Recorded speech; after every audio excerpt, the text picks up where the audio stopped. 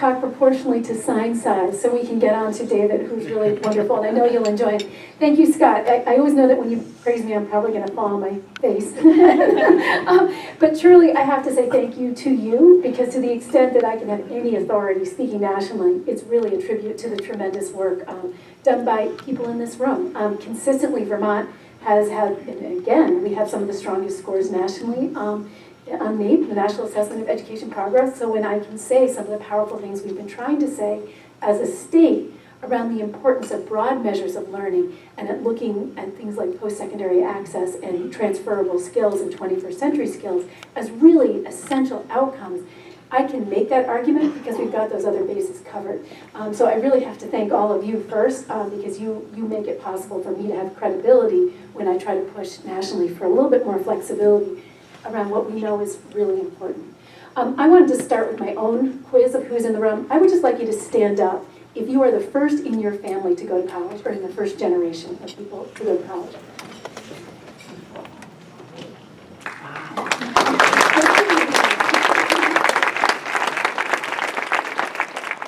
I've been doing that increasingly as I go around the state, and I can tell you, I see that when I speak to groups of educators.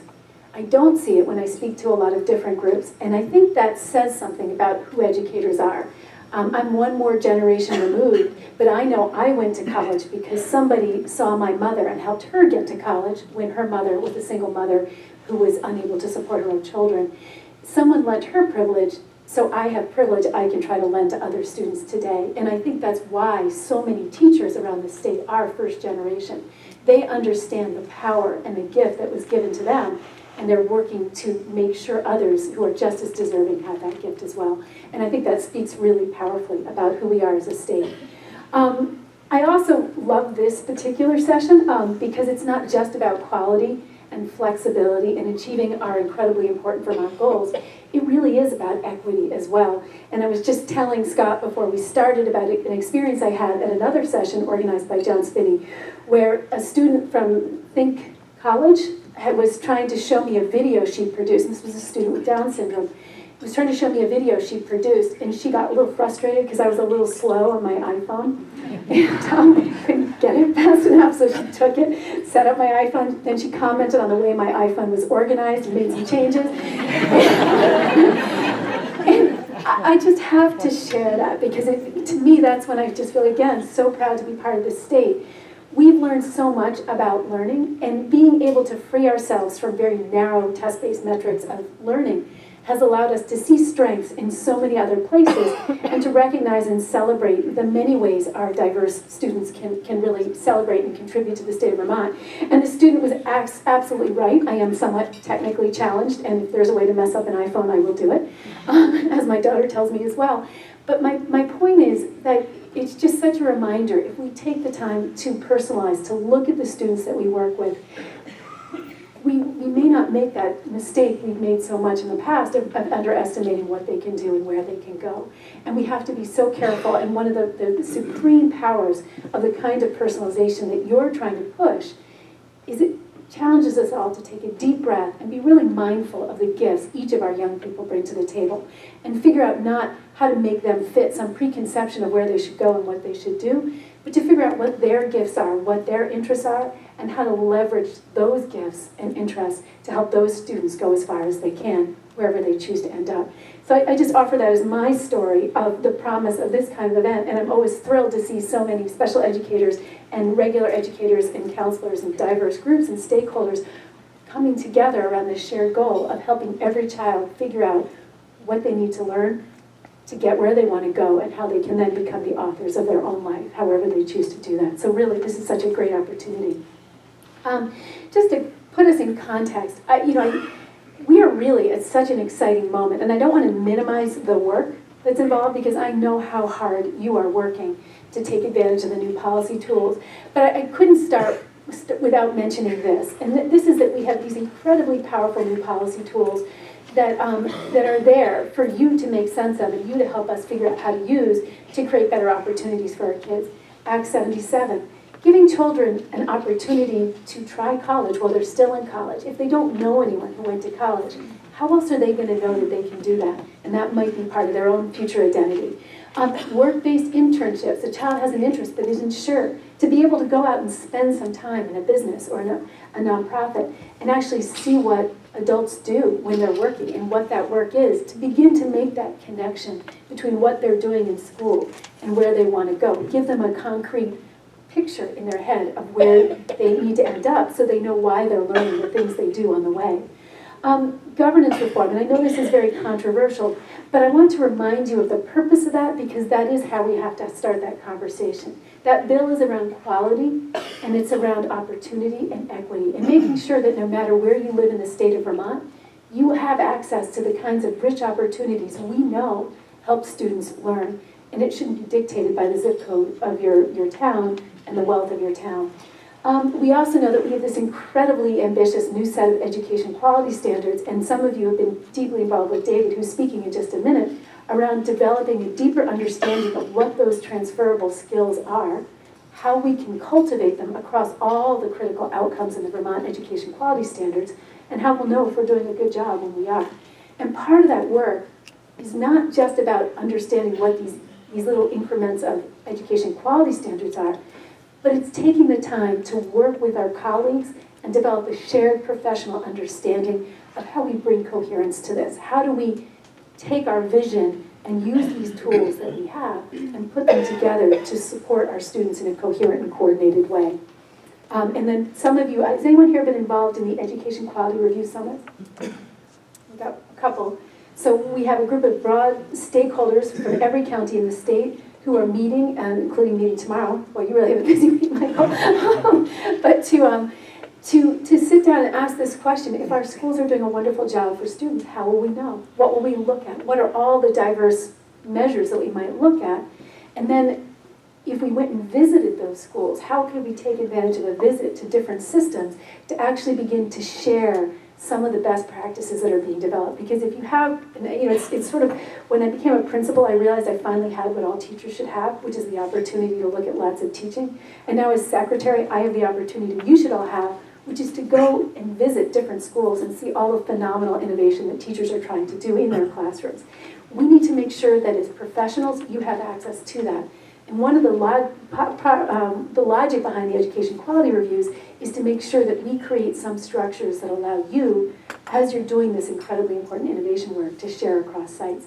And that's some of the work we hope to roll out with you. We also have a new sense of purpose. And here I know, after telling you I'm sort of technologically challenged, I innovated today with Wordle. and I found that when you use hyphens, it thinks it's a separate word, so self came up, and I was frustrated by that because I don't want to create egocentric kids, but I actually think it's important to have self because that's really what personalization is. And it's not just giving kids what they need, it's about giving kids the tools that they need to be self-regulating, self-monitoring, self-actualizing, and self-owning, to really take responsibility for their own choices in their lives. But my purpose in this Wordle is just to point out how much the work of learning has changed. It used to be that we were very focused on whether you mastered the content of different disciplines. And now that we know that you can find that all out here, and actually the computer can do it much faster than your kids can, we know that's not really the human work that matters. It's really that 21st century set of skills. And with that, it's really that skill set around executive function, self-regulation, managing your own learning. I had a fascinating conversation with Angela Duckworth because one of the things that's always interested me is what predicts a good teacher. And you've probably read some of the same research. It's not your grades. It's not it's not your college you went to. It's not your test scores. It's how your grit. It really is how hard you're willing to try and whether you're able to persevere. And part of that is because teaching is so incredibly hard. It's one of the few professions where you can work incredibly hard, stay up till 2 in the morning, cover every base, and then go in and fall on your face the next day because something unpredictable happens. And that's what makes you a good teacher, is being able to roll with that and get right back up, pick yourself up, and try again.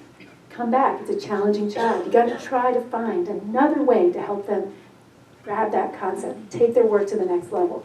And that's what teaching really is. In the same way, if we want our students to succeed in work, in life, particularly if they're coming from high poverty backgrounds where really their job is so much harder than if they're well supported, they need to persevere in ways that other students just haven't been asked to do. And how can we build that kind of perseverance? How can we build that ability to manage your own work, to self-regulate, to set goals for yourself, and check whether you're making progress? Because that's what makes you successful in work, it's what makes you successful in life, and it's also what makes you successful in school. It's hard to measure, and that's part of the work that David's been trying to help us with, but we know that that's what we need to give our kids if we want to take them to the next level. In terms of, I'm going to mention 361 because I'm making a point of doing this everywhere I go. But I'm going to ask you to think of that also as an opportunity. This is the governance reform bill that just passed, and it's asking you to think in your local community about what it is you're trying to do for your kids and whether the way you're set up is helping you to enable that. And I throw that out there because we've had such an interesting couple of months at the agency around implementation of education quality standards. And what we're hearing is that as you begin to really grapple with this issue of proficiency-based learning, as you really begin to grapple with Act 77 and what the implications are for expanding the opportunities our children have to learn, what we're finding is that the systems in which many of our schools are operating are constraining them. They're challenging them to really realize the potential of those tools. And so we're going to ask you to just remember, as this conversation begins in your area, just to remember that the purpose of that legislation was to ensure that however education is structured locally, and there will be many, many ways to do that because Vermont is diverse, it affords each and every child an education that's built around his or her needs and interests, and which does not disadvantage any child by virtue of where they live. That's the goal, and that's why you're here, and that's what education quality standards are about, that's what personalization is about, and that's what Act 77 is about. It's how, as professionals, because you are professionals, how do you use your judgment to take from this palette and create a coherent experience for your students that helps get them as far as they can go? And that's really the task that we're being asked to do. And it's not a technical task of just changing your structure. It's a culture task. It's around changing our understanding of what our work is and how we need to organize ourselves to achieve what we know are the most important goals we have for our children. And I'm going to share this. Some of you may have seen this, but this is my retaliation to all the football metaphors I was subjected to over the legislative session. Any track and field athletes in here? Got a couple. We've got a couple in every crowd. And as a mother of a daughter who now runs track, I have new appreciation for track. I wanted to share this one because I think this is such a good metaphor for where we are. The high jump. Way back in 1900, when people did the high jump, they actually did what's called a scissors technique. So they went over the bar with their feet sort of scissored apart and body straight up. And you can see on this figure here, in the early century, their heights were they're actually pretty big. I mean, some people got over 5 feet, which to me is absolutely astonishing. But they were sort of limited. And these are the Olympic gold medal heights. You could practice really hard, have incredible grit and perseverance, and with the scissors method, that's about how high you could get. About 5 feet 3 inches was where they peaked out. And that was as good as you get. So if you wanted to get better, you had to try something different. And so somebody did. Someone realized that the key to doing better in the high jump is actually changing your technique. You can't just keep trying harder at the same thing you've always done. You have to figure out what's limiting you, and you have to change your game a little bit. And someone figured out the key to going higher in high jump is actually changing the relationship between your center of gravity and the bar. And so somebody invented the Western roll. You can see on that postage stamp, with the Western roll, you kind of go over shoulder first and then twist over the bar. And at first, the first people who did the Western roll really weren't that much better than the people who did the scissors. So everyone was like, oh no, that's a lot of hoopla over nothing because they're not doing any better. But as people persisted and tuned and refined the Western roll, what we saw is that new innovation, that tiny little change, allowed them to reach even higher heights. And so over the next several years, in the 20s, the maximum height of Olympic gold medal winners went up. And then they sort of peaked out again. It happened again, and they couldn't get any higher with the Western roll. And then you can see they invented a straddle technique. And again, the first people who tried the straddle, they went with their belly to the bar. So, again, even closer center of gravity to the bar. So that was an improvement. And at first they weren't any better than the folks doing the Western roll. So again, people were thinking, oh, big deal, you shifted your technique a little bit, but it's not making much of a difference. And so it was hard to get people to commit to that new innovation. And then, as people practiced, they persisted, they believed, they tried, they experimented. You can see how much higher eventually people were able to go with the straddle.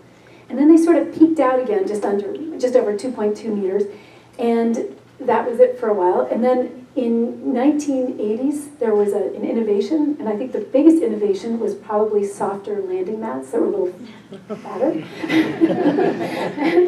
And you should be thinking, yes, what are the innovations in my field that are changing our field and creating some new opportunities?